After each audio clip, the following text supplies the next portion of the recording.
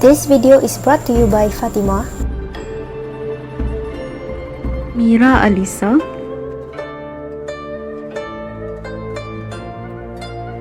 Alia Alisha, Puteri Nurhanani, dan Alia Maisarah.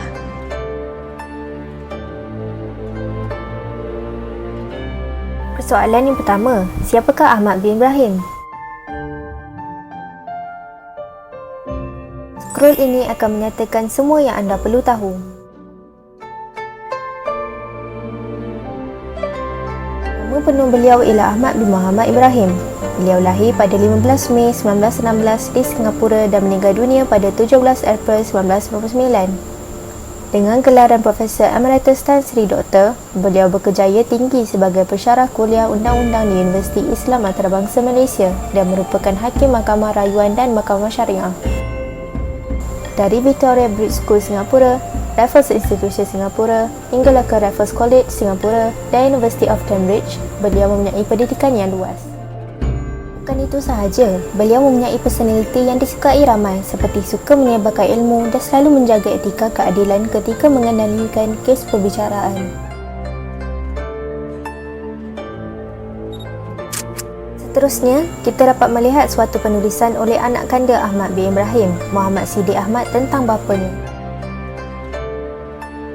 Sebulan sebelum beliau meninggal dunia, beliau pulang ke Singapura. Pada malam Jumaat, beliau pergi ke Masjid Ba'alwi. Beliau sering mengunjungi masjid tersebut sewaktu beliau menetap di Singapura.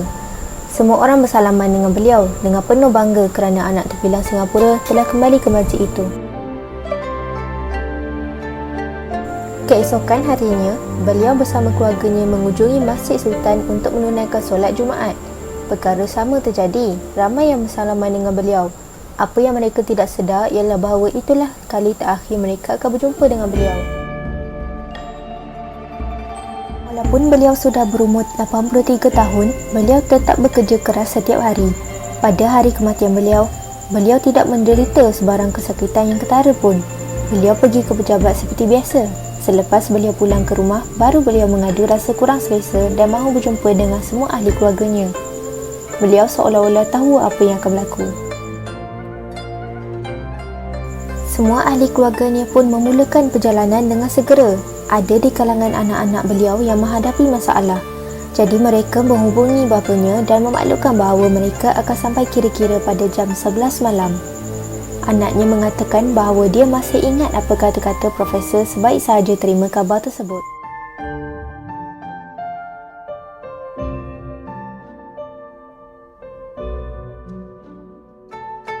Ahmad bin Ibrahim telah meninggalkan ilmu dan memberikan banyak sumbangan dari pelbagai aspek.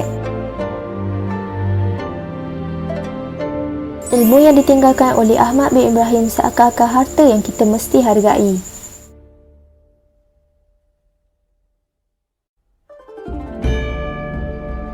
Sumbangan beliau termasuklah dari aspek hasil kerja kehakiman dan perundangan.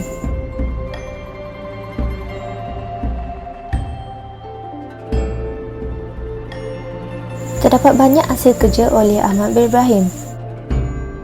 Antaranya termasuklah Family Law in Malaysia, Sistem Undang-Undang Malaysia dan Islamic Law in Malaysia.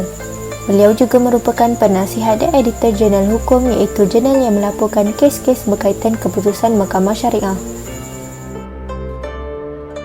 Undang-Undang Keluarga Islam di Malaysia 1999 merupakan buku tulisan terakhir beliau. Setiausahanya memberitahu sewaktu siap buku ini. Beliau menyerahkan manuskrip buku tersebut kepadanya sambil berkata, "Siap akhirnya buku saya." Dari segi kehakiman pula, Ahmad bin Ibrahim menjadi Hakim Mahkamah Rayuan bagi Mahkamah Syariah dan telah memutuskan sejumlah kes Mahkamah Syariah. Beliau juga menjadi anggota Jabatan Kehakiman Syariah Malaysia sehingga akhir hayat beliau. Dari segi perundangan, beliau merupakan pengasas dan penggumal enakmen Undang-Undang Islam Hudud dan Qisas Kelantan. Anggota panel pengasas Kuliah Undang-Undang Universiti Islam Antarabangsa Malaysia UIA. Luasan ilmunya di dalam bidang undang-undang sivil dan Islam membolehkan beliau mengajar hampir semua subjek yang ditawarkan di kuliah undang-undang tersebut. Beliau digelar sebagai syekh di kuliah undang-undang tersebut dan berkhidmat di situ sehinggalah kematiannya pada 18 April 1999 pada usia 83 tahun. Panjang perkhidmatannya, beliau juga pernah menjawat jawatan sebagai Timbalan Rektor, Ahli Lembaga Pengarah dan Ahli Senat Universiti Islam Antarabangsa Malaysia.